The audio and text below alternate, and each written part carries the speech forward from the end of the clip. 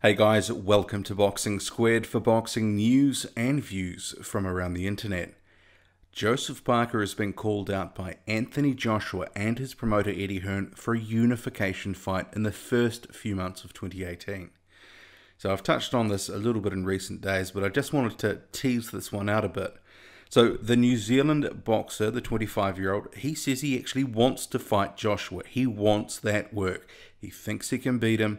And after the win over Carlos Takam that Joshua got, and that is a mutual opponent of the two, Parker labelled the Brit as average, robotic, and he'd knock him out. Shots fired, right? Let's get it made. What's the problem here?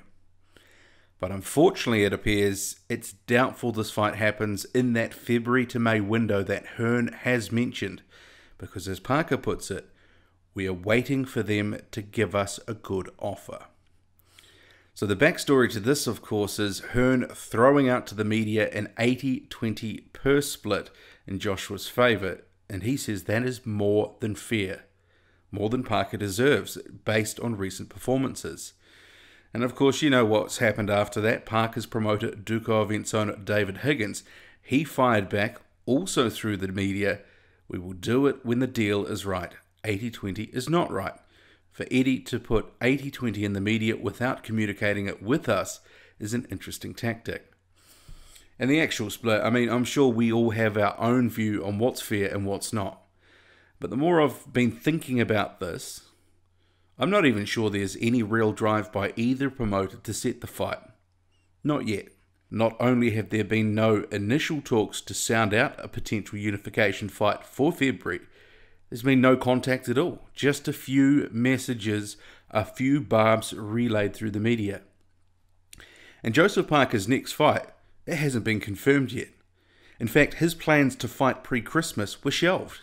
Shelved entirely because they couldn't land a deal Duco liked. Not enough money. So Higgins, he said he wouldn't take short money and risk the belt, and that they are looking at doing something on their terms in February or March. Surely, if there is a will from both sides to open negotiations in good faith, have actual contact, and have actual offers go to each other, a fight could still be made for February or March. That's not impossible, and it would give either fighter adequate time to prepare. I mean, the fighters themselves, they say they want the fight. They say they want to fight in big fights. They want to face the champions. They want to give the fans what they want. No bum fights. But yet we come to this impasse, and it's all over money. If you've listened to this channel for any length of time, you know that I want unification fights. And I sort of wanted them yesterday. I think we should have already seen one this year. And doesn't it feel that right now, and it has for the past year or so, that we've been treading water in the heavyweight division? It's just so hard to know how good some of these guys are, because these top guys in, the top 10, top 20, top 30, they just don't fight each other, or they don't fight each other enough. I mean, some of these guys are getting almost to the top spot in some of these sanctioning bodies' rankings, and they fought nobody. I mean, Berman Stavern, one fight against a journeyman in 2.5 years. WBC mandatory. I mean, Tom Schwartz, he has got nothing on his record. Number 2 in the WBO records. I mean, let's not even get started on the WBA. It's a list of almost the golden oldies somewhere in that sort of top 5. It just kind of is ridiculous. And none of them have really done much to deserve those rankings. They need to fight each other. We need to see these fights. And we have these 3 champions, 3 records, no losses.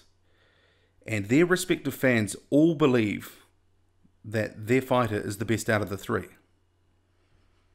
But how can we ever know if they keep holding off making these fights? I mean, it sounds like a Wilder Joshua fight is penciled in for the summer of 2018 in the UK or somewhere. But this is heavyweight boxing. I am not holding my breath. I'm not counting my chickens, because, you just end up being disappointed over and over. Following these heavyweights, it's It's kind of like self-flagellation in some sort of way, just because, you know, it really tests your patience. You end up taking a lot of punishment following these guys. I mean, these things move as slow as molasses. And what ends up filling the void is just a lot of gum flapping, you know, by the fighters who just want to talk trash. And there's very little action, very little follow-through.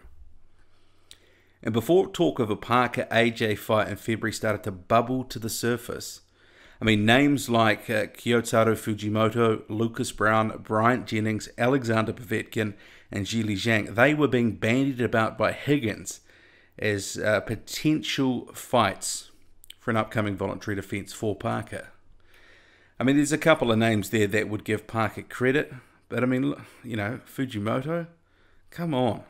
I mean, if we applied the same lens to Joshua or Wilder, how would fans react? You already know the answer to that. They would get a shellacking. I mean, while Parker himself has not specifically commented on a potential Fujimoto fight, his "I don't want bum fights" comment, surely it means that they should be torpedoing it. But maybe not. I mean, we've heard from Higgins recently that that fight is still on the table if the money is right. I mean, bottom line, if Parker is as good as he says he is, and he thinks he can beat Joshua, that he can expose his perceived flaws, the frailty, whatever, just make the fight. Really try make the fight. Because if his next fight is against a modest opponent, I'm sure many fans will be asking why. Especially because the Joshua fight is there for the taking. It is right there. And we know one champion who has been constantly accused of milking his belt. You know, I really hope that that doesn't end up being two, if you know what I mean. I think Parker should be instructing his team to do everything in their power to make that fight with AJ. If he really wants to follow through, fight the best, earn full credit against a top opponent, the perceived #1 boxer in the world, just make the fight.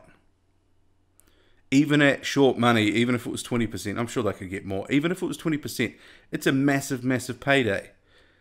It's going to be something like, what, £5 million probably? That's like 10 million New Zealand dollars. What do you make of it? Do you think they should be doing everything to make that fight? Or do you feel, you know, like Duco, that they should be holding up for more and more, demanding a much bigger share, and just holding out, but fighting a voluntary in the meantime? Keep them busy. I mean, I can see that there would be some merit in that, but there comes a point where, you know, you don't want Joseph Parker being accused of, you know, holding the belt hostage. Especially if some of the names that he is going to fight in a voluntary defense. You know, we're already hearing some of them, and they don't sound that good.